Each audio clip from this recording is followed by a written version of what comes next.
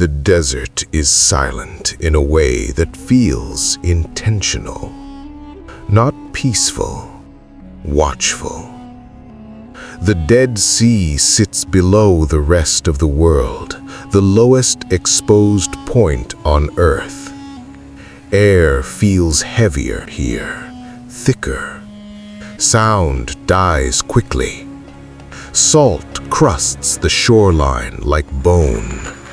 Nothing grows, nothing decays. Time behaves differently.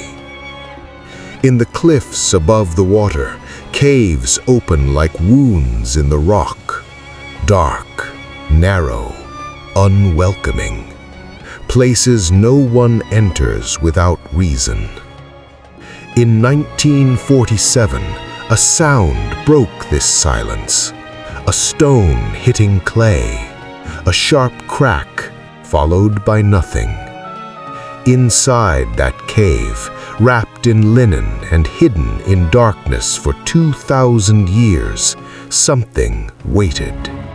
Not treasure, not gold, words. Ancient texts sealed away while empires rose and collapsed above them. Texts that were never meant to be found by shepherds. Texts that rewrite what we thought we knew about history, authorship, and control. Because whoever hid these scrolls believed the world was about to change forever. The question is not what they hid, it's why they hid it at all, and what they were afraid would happen if these words were ever read again. Giza stands silent in the early dynastic records. No celebration of construction, no dedicatory inscription, no architect claiming authorship. The Old Kingdom texts describe kings, they describe rituals, they describe afterlives. They do not describe the Sphinx. When later dynasties arrive, the monument is already ancient, already buried up to its neck in sand, already damaged, already mysterious. Thutmose IV finds it drowned in desert, a colossal head emerging from dunes like a survivor. He clears the sand, he listens to its silence. He does not say, "My ancestors built this." He calls it something older, something forgotten. Classical historians arrive centuries later. They guess, they speculate, they copy rumors from earlier travelers who guessed before them. Even Herodotus walks past Giza without explaining the Sphinx. A monument this large, this precise, this deliberate, and yet absent from the detailed engineering pride of Egypt's builders. The body tells a harsher story than the head. The head is crisp, protected, recarved. The body is worn, rounded, exhausted.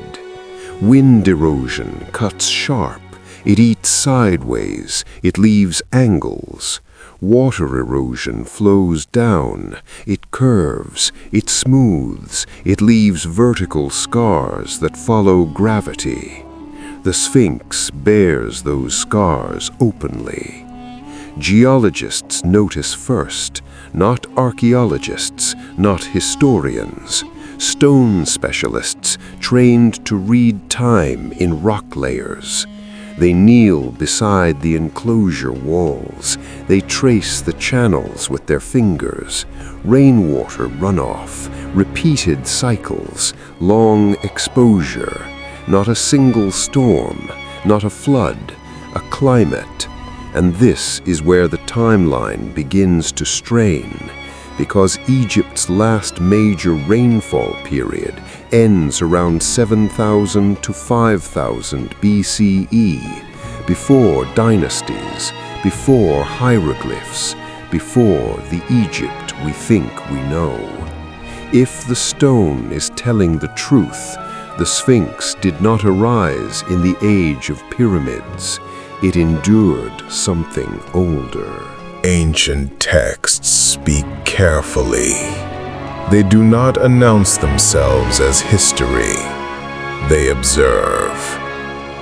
Manuscripts from the ancient Near East speak of an earlier world, a world reshaped by water, a world erased, then inherited. In the Quran, there is no obsession with monuments, only with signs. Civilizations are described as powerful, advanced, confident in stone and craft, then erased, not by war, by forces they did not control. Rain that did not stop, ground that collapsed, landscapes transformed. The language is specific, repeated, deliberate. Water from above, water from below. A civilization destroyed not because it lacked knowledge, but because it believed permanence was guaranteed. The Quran never names the Sphinx. It never needs to. It describes something more unsettling. That humanity rises, masters stone, masters geometry, masters alignment with the sky, and still misunderstands time. The Sphinx aligns with the equinox.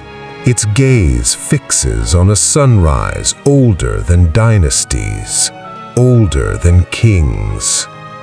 Its body tells of rain. Its head tells of repair. A monument inherited, not invented. Some Egyptologists quietly acknowledge the problem. They avoid conclusions. They call it unresolved. Because to accept the erosion is to accept something else, a missing chapter.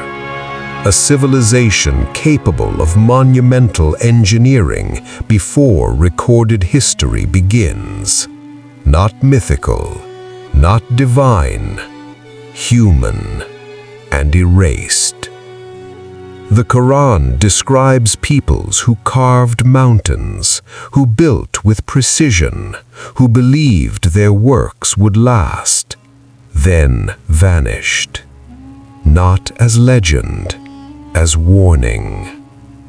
Science does not contradict this. It hesitates, because rock does not lie. It only waits. The Sphinx does not demand belief. It demands patience. Every erosion channel is a timestamp. Every softened edge is a memory. Modern instruments confirm what the eye already sees. This stone remembers water, not symbolic water, real rain.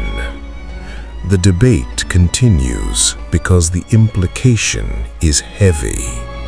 If the Sphinx predates dynastic Egypt, history is incomplete, not rewritten, expanded. A lost age, not advanced beyond us, just earlier. Civilization does not rise once.